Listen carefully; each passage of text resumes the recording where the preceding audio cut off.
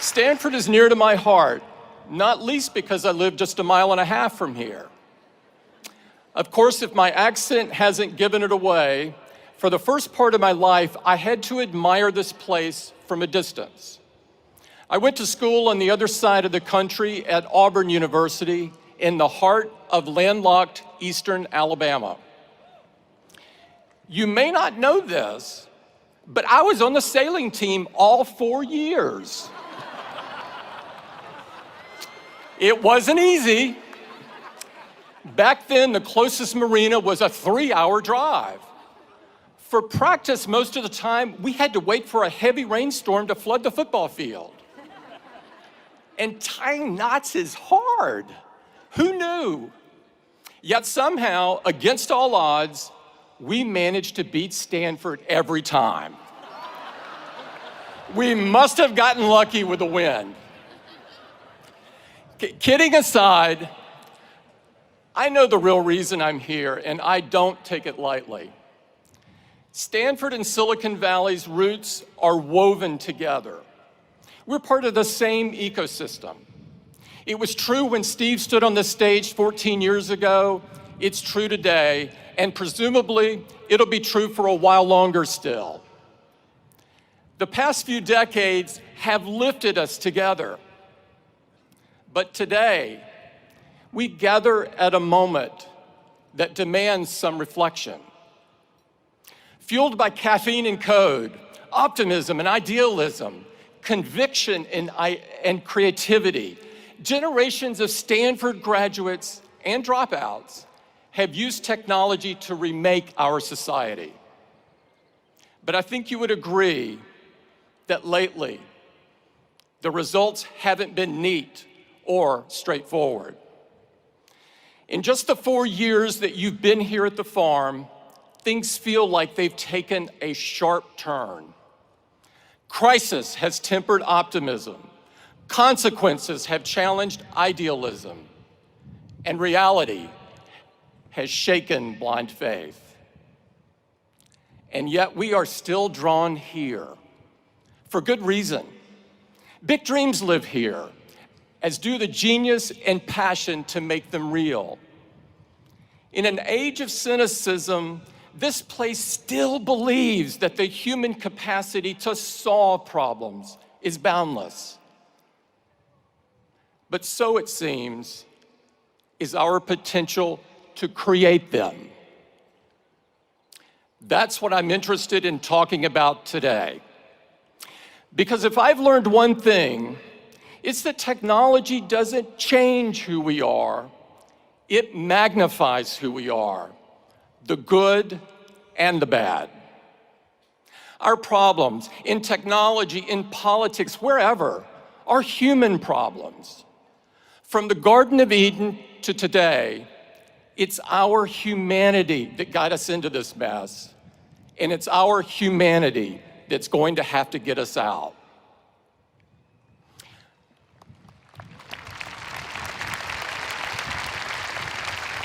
First things first, here's a plain fact. Silicon Valley is responsible for some of the most revolutionary inventions in modern history. From the first oscillator built in the Hewlett-Packard garage, to the iPhones that I know you're holding in your hands. Social media, shareable videos, snaps and stories that connect half the people on Earth. They all trace their roots to Stanford's backyard. But lately, it seems, this industry is becoming better known for a less noble innovation.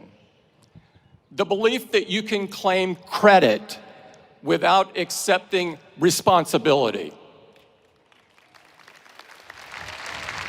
We see it every day now, with every data breach, every privacy violation, every blind eye turned to hate speech, fake news poisoning our national conversation, the false miracles in exchange for a single drop of your blood. Too many seem to think that good intentions excuse away harmful outcomes. But whether you like it or not, what you build and what you create define who you are. It feels a bit crazy that anyone should have to say this. But if you've built a chaos factory, you can't dodge responsibility for the chaos. Taking responsibility means having the courage to think things through. And there are few areas where this is more important than privacy.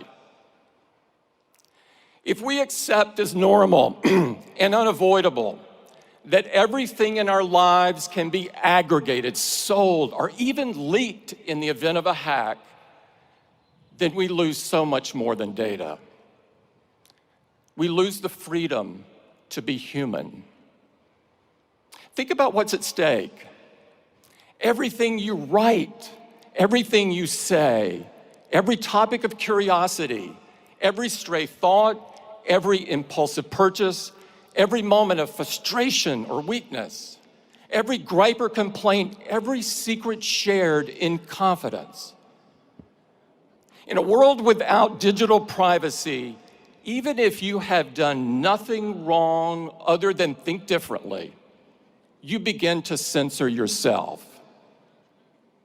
Not entirely at first, just a little, bit by bit.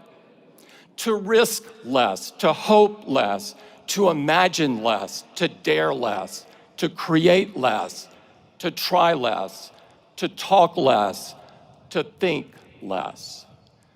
The chilling effect of digital surveillance is profound, and it touches everything. What a small, unimaginative world we would end up with.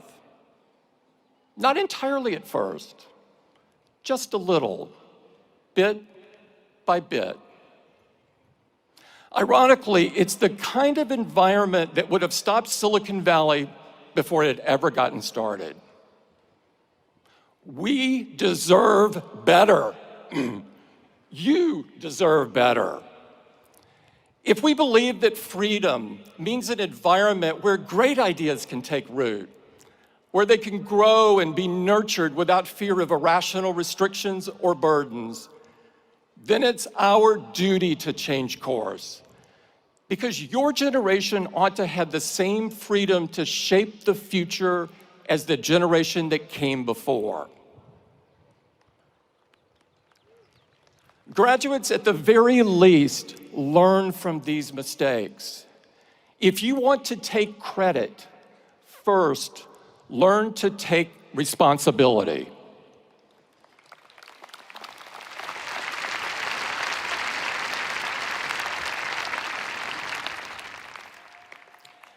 Now, a lot of you, the vast majority, won't find yourselves in tech at all. That's as it should be. We need your minds at work far and wide because our challenges are great and they can't be solved by any single industry. No matter where you go, no matter what you do, I know you will be ambitious. You wouldn't be here today if you weren't. Match that ambition with humility, a humility of purpose.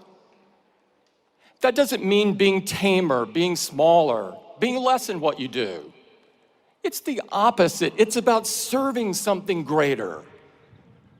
The author Madeleine L'Engle wrote, "Humility is throwing oneself away in complete concentration on something or someone else."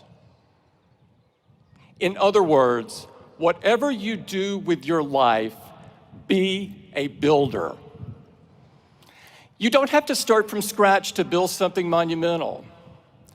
And conversely, the best founders, the ones whose creations last and whose reputations grow rather than shrink with passing time, they spend most of their time building piece by piece.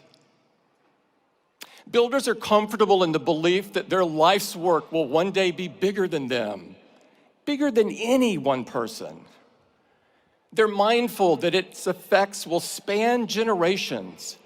That's not an accident. In a way, it's the whole point. In a few days, we will mark the 50th anniversary of the riots at Stonewall. When the patrons of the Stonewall Inn showed up that night, people of all races, gay and transgender, young and old, they had no idea what history had in store for them. It would have seemed foolish to dream it. When the door was busted open by police, it was not the knock of opportunity or the call of destiny. It was just another instance of the world telling them that they ought to feel worthless for being different. But the group gathered there felt something strengthen in them, a conviction that they deserved something better than the shadows and better than oblivion. And that if it wasn't going to be given, then they were going to have to build it themselves. I was 8 years old and 1,000 miles away when Stonewall happened. There were no news alerts, no way for photos to go viral, no mechanism for a kid on the Gulf Coast to hear these unlikely heroes tell their stories. Greenwich Village may as well have been a different planet, though I can tell you that the slurs and hatreds were the same. What I would not know for a long time was what I owed to a group of people I never knew in a place I'd never been.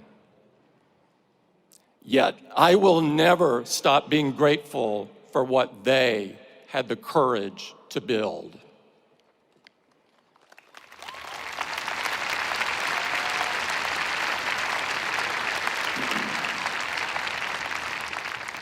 Graduates, being a builder is about believing that you cannot possibly be the greatest cause on this earth because you aren't built to last. It's about making peace with the fact that you won't be here for the end of the story. That brings me to my last bit of advice. 14 years ago, Steve stood on this stage and told your predecessors, your time is limited, so don't waste it living someone else's life. Here's my corollary.